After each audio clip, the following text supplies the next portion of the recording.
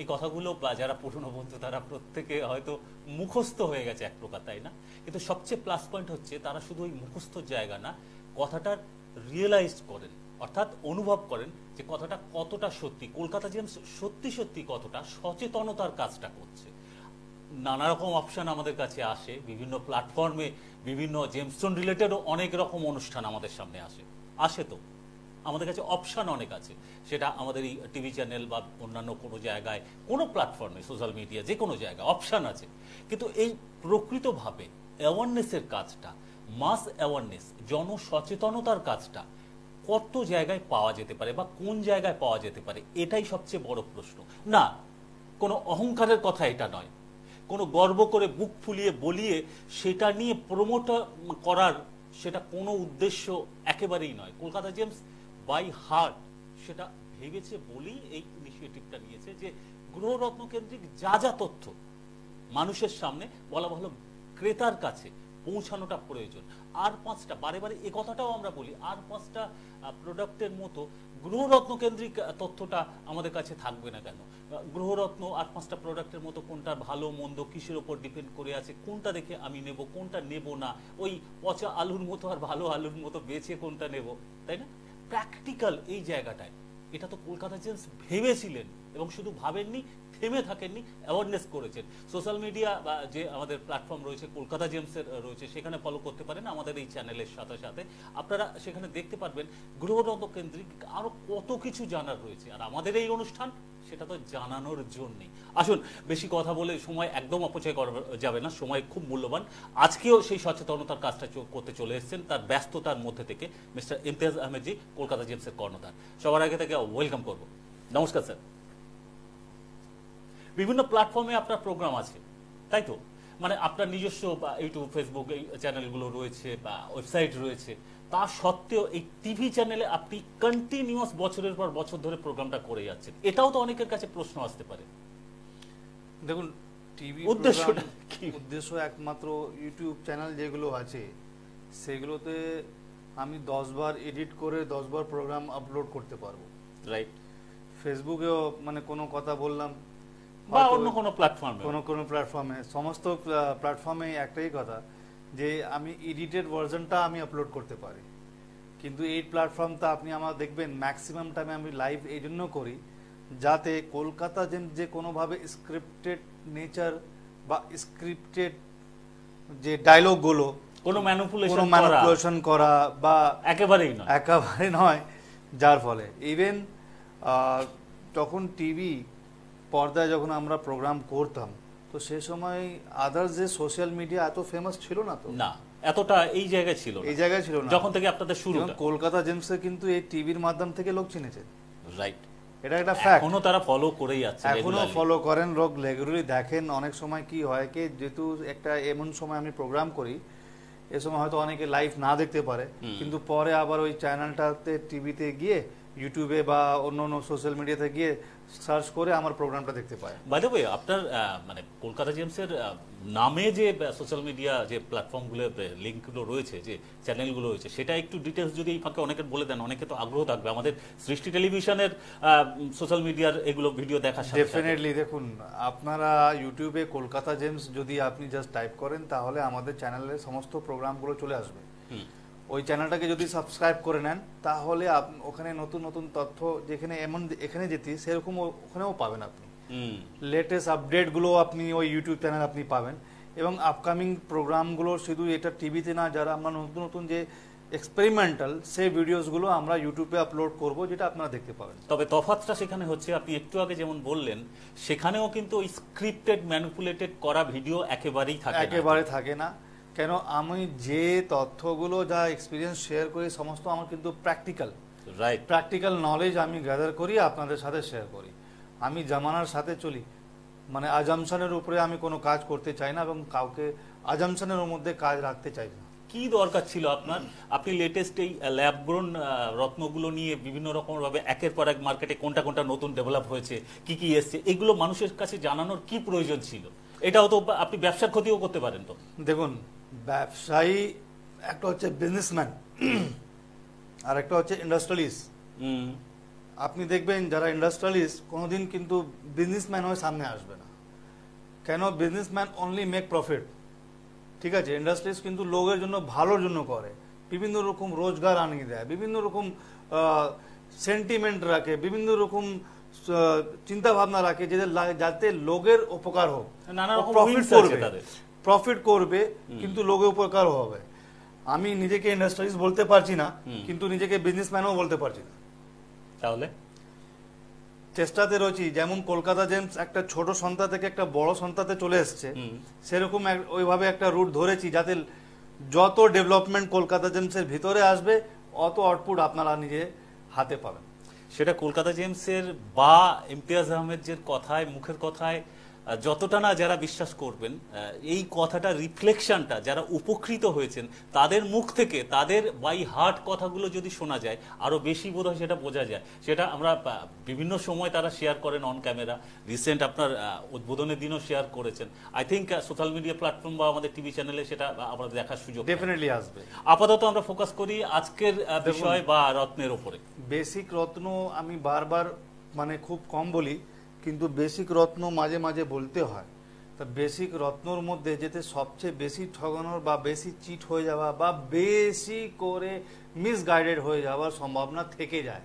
কেন? ওটাকে আমরা খুব লাইটলি এবং খুব ক্যাজুয়ালি ওয়েতে আমরা নিই, কিন্তু মুক্ত তো, পলা তো, এটাতে কে করবে?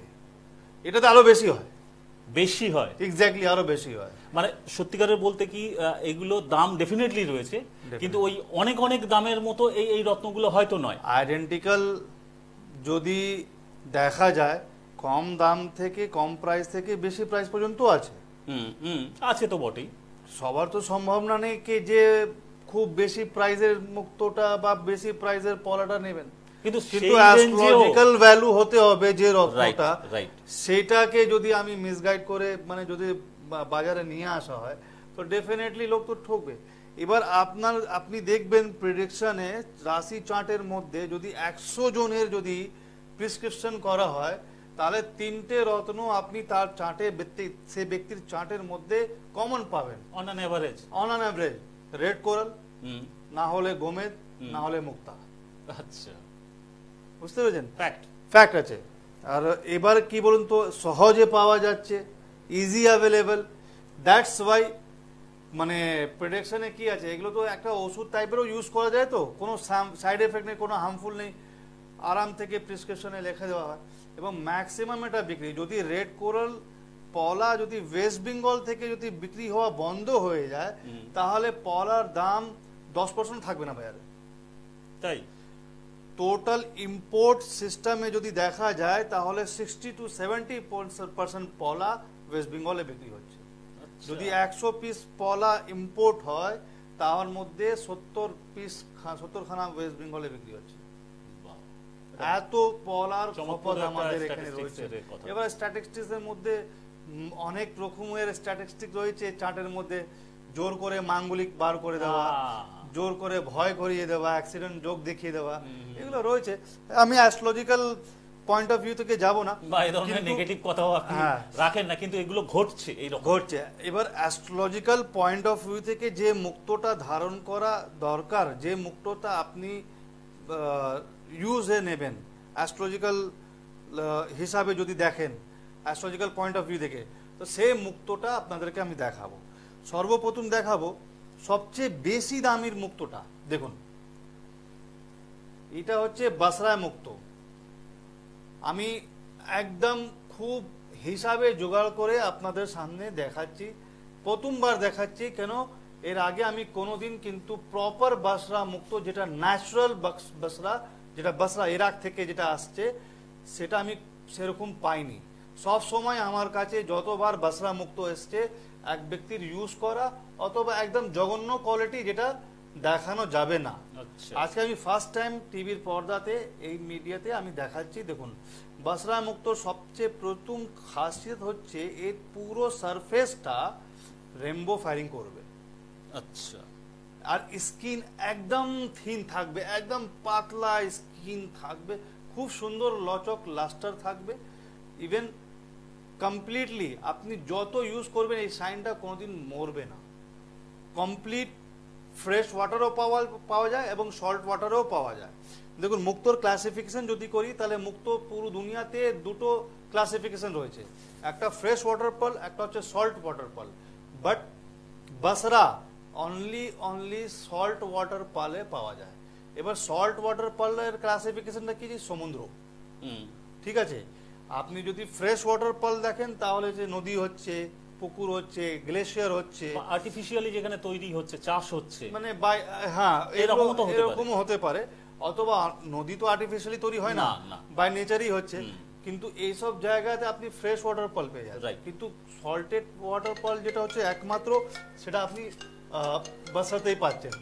আচ্ছা এই ফাঁকে বলে দিই, যারা ফোন করছেন তারা একটু প্রোগ্রামের পরে ফোন করবেন, আর যদি কোনো ইনফরমেশন আপনাদের প্রয়োজন থাকে ডেফিনেটলি কলকাতা জেমসের হেল্পলাইন নাম্বারে তো ফোন করবেনই, তার জন্য তো রয়েছে হেল্পলাইন নাম্বার। তবে একটা কথা, যারা দাম সংক্রান্ত কোনো প্রশ্ন নিয়ে এখানে ফোন করবেন না প্লিজ। আর অবশ্যই যদি দাম সংক্রান্ত প্রশ্ন পরবর্তী মানে আপনার পারচেসের প্রয়োজন থাকে, সরাসরি একটা চলে আসতে পারেন গড়িয়াহাট, মানে সেই জনপ্রিয় জায়গা দক্ষিণ কলকাতার, সেখানে নতুন অ্যাড্রেসের কথা জানেন তো। ডেফিনেটলি এতদিন আপনারা বালিগঞ্জ নিউ এসি মার্কেটের সাথে সাথে আপনারা এবারে ডোভার লেনে পেয়ে যাচ্ছেন, 1/1 ডোভার লেন গড়িয়াহাটেই, সেটা গড়িয়াহাট থানার কাছাকাছি।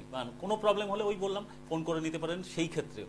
আর যদি কোনো ইনফরমেশন, কোনো তথ্য, প্র্যাকটিক্যালি কোনো বোঝার হেল্প যদি কারোর বিশেষভাবে প্রয়োজন মনে হয়, আপনারা সেই ক্ষেত্রে সরাসরি চলে আসতে পারেন। হ্যাঁ, আর দাম সংক্রান্ত প্রশ্ন আবারও বলি, একটু দয়া করে সরাসরি এসে বা পরবর্তীকালে ফোনে হেল্পলাইন নাম্বারে একটু জেনে নেবেন, এই প্রোগ্রামে অন্তত নয় প্লিজ, কারণ এটা সচেতনতামূলক অনুষ্ঠান, সেই ইনফরমেশনের জন্য অনেকে ওয়েট করে আছেন। সো আপনি প্লিজ কন্টিনিউ স্যার। আপনি দেখুন এই যে বাসরা মুক্তো আমি যেটা দেখাচ্ছি টিভিতে, এই মুক্তোটা যদি এর কম্পোজিশন দেখেন, এর স্পেসিফিক গ্র্যাভিটি, রিফ্র্যাক্টিভ ইন্ডেক্স, সেগুলো সমস্ত কিন্তু কমপ্লিট রয়েছে, ঠিক আছে।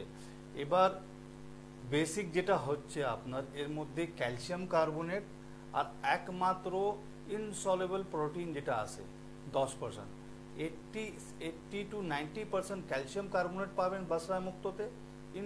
ইনসলেবল প্রোটিন যেটা হয় সেটা আপনি 10%-এর মতন পাবেন। একমাত্র এই কম্পোজিশন বাসরাতে পাওয়া যায়। এবার এদের যেটা হার্ডনেস 2 থেকে 4 পর্যন্ত একটা অ্যাপ্রক্সিমেটলি প্যারামিটার জানালাম, আর রিফ্র্যাক্টিভ ইন্ডেক্স 1.55 এরকম থাকে, আরও বেশি থাকতে পারে। নেচার ডিপেন্ড করে কি নেচারের মুক্ত পাওয়া যাচ্ছে, কি ম্যাচুরিটির মুক্ত পাওয়া যাচ্ছে।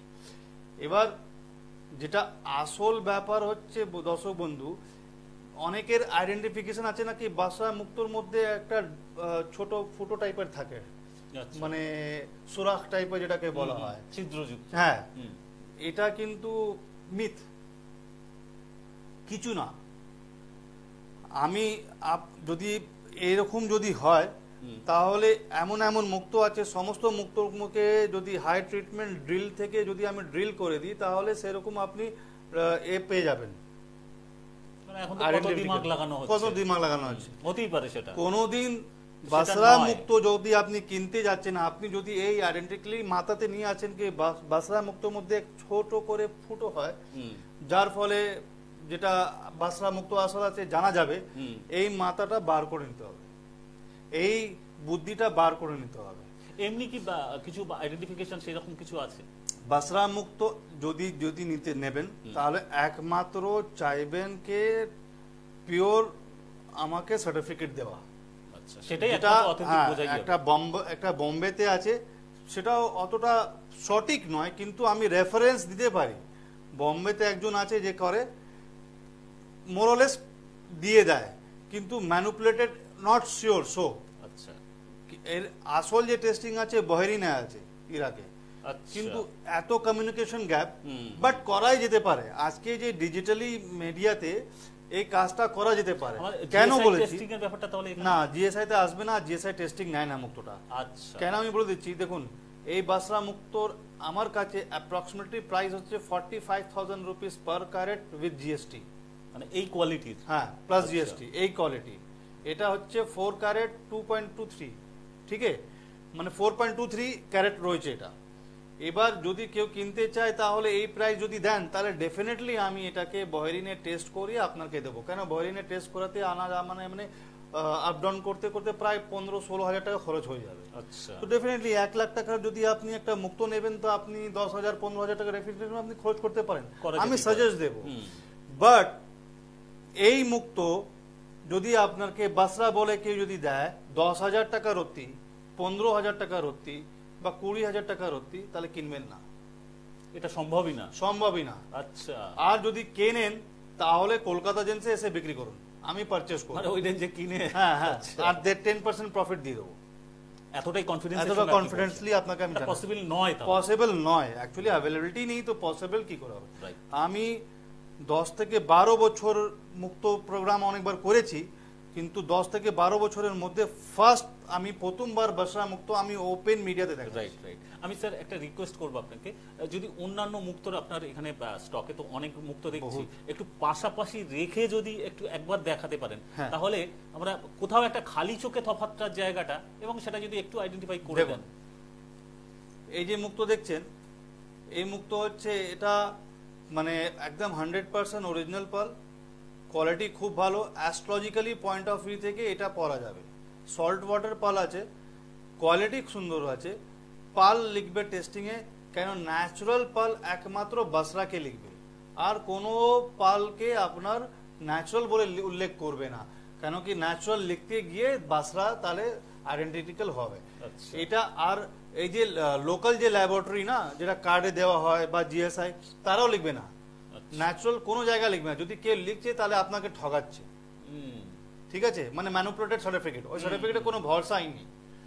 যদি অ্যাস্ট্রোলজিক্যাল ভ্যালু থেকে যদি আপনি রত্ন ধারণ করতে চান, মুক্ত ধারণ করতে চান, তাহলে এটা হচ্ছে ক্যালসিয়াম কার্বনেট, প্রায় 80 থেকে 85% পর্যন্ত এর মধ্যে ক্যালসিয়াম কার্বনেট রয়েছে, এর মধ্যে রয়েছে প্রায় 10% মতন প্রোটিন, প্রায় আপনি এর মধ্যে 2.4 সামথিং ওয়াটার পেয়ে যাবেন, মানে যে কেমিক্যাল কম্পোজিশনটা যেটা দরকার আছে কমপ্লিট রয়েছে। এবার একটা মুক্তর মধ্যে ক্যালসিয়াম কার্বনেট যদি 80% উপরে চলে আসে, সেটা 100% ম্যাচিওর হয়ে যাবে। আচ্ছা, এবং কাজে লাগবে। এই টাইপের মুক্ত আপনি বার্মাতেও পাবেন, আপনি ইন্দোনেশিয়াতেও পাবেন, আপনি জাপানেও পাবেন, বহু প্রকারে রয়েছে। এবার মুক্তর কালচারটা সব জায়গায় হচ্ছে এখন, হুম। কিন্তু কালচার মুক্ত কি কারণের জন্য হচ্ছে সেটাও দেখতে হবে। হুম। কালচার মুক্ত definitely astrological point of view থেকে কোনো ভ্যালু রাখে না, রাখে না, রাখেই না। মানে তার মধ্যে সেই প্রপার্টি গুলো বা কেমিক্যাল কম্পোজিশন যেটা কমপ্লিটলি থাকেই না। এক্স্যাক্টলি। মুক্তর ফরমেশনটা যদি আমি জানানো, মানে এর আগেও জানিয়েছি, আমি যদি সময় থাকে ডেফিনেটলি আমি মুক্তর ফরমেশনটা জানাবো। আমরা সেই ফাঁকে একজনের সঙ্গে কথা বলে নিই, আমাদের আজকের অনুষ্ঠানের প্রথম দর্শক বন্ধু, কারণ একটু দরজা আটকে রাখা হয়েছিল, এটা এত ইনফরমেশন আমরা পাচ্ছিলাম, তো এবারে আপনাদের জন্য দরজা খুলে দেওয়া হয়েছে, আপনারা ফোন করতে পারেন। কে আছেন প্রথম বন্ধু? নমস্কার। হ্যালো হ্যালো, আপনি লাইনে আছেন তো? হ্যাঁ বলবেন প্লিজ, কে আছেন? কোথা থেকে বলছেন?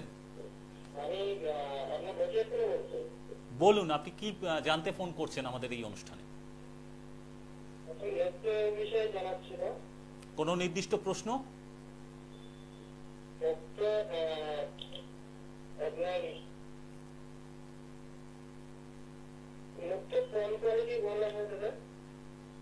দেখাচ্ছি টিভি। আপনি টিভিতে একটু মন দিয়ে অনুষ্ঠানটা দেখুন, আপনার প্রশ্নের উত্তর ডেফিনেটলি পেয়ে যাবেন। ওকে, সাথে থাকুন আপনি। মুক্ত নিয়ে আজকে অনেকটা বলা হয়েছে, আরো কিছু ইনফরমেশন আপনাদের জন্য জানানো হচ্ছে। ডেফিনেটলি দেখুন, তার সাথে আপনারও শুধুদা মানে প্রশ্নটা আমি এক করে দিই। উনি জিজ্ঞেস করলেন ভালো কোয়ালিটি মুক্ত, যেটা আমি আগে দেখালাম, এই টাইপের মুক্ত এটা ভালো আছে, এর স্কিন কিন্তু খুবই থিন, খুবই পাতলা এবং সুন্দর লাস্টার রয়েছে। এখানে আমি একটা ইনপুট দিই, আমাদের সাধারণের যে ধারণা, এই যে এবড়ো খেবড়ো, মানে একদম চলতি কথায় বলতে গেলে আনশেপড, এগুলো অতটা মানে ভালো পলিশ নয়, ভালো শেপ নয়, এটা কি অতটা কাজে দেবে? এটা আমাদের অনেকের ধারণা। দেখুন, খুব রাউন্ড শেপে, দেখতে সুন্দর, এগুলোর পাশাপাশি ওটা তো একেবারেই বাজে লাগছে, মানে আপনি এটা অথচ আপনি সেটাকে ভালো বলছেন। দেখুন, এটা হচ্ছে চাইনিজ মুক্ত। চাইনিজ মুক্ত, রাইট।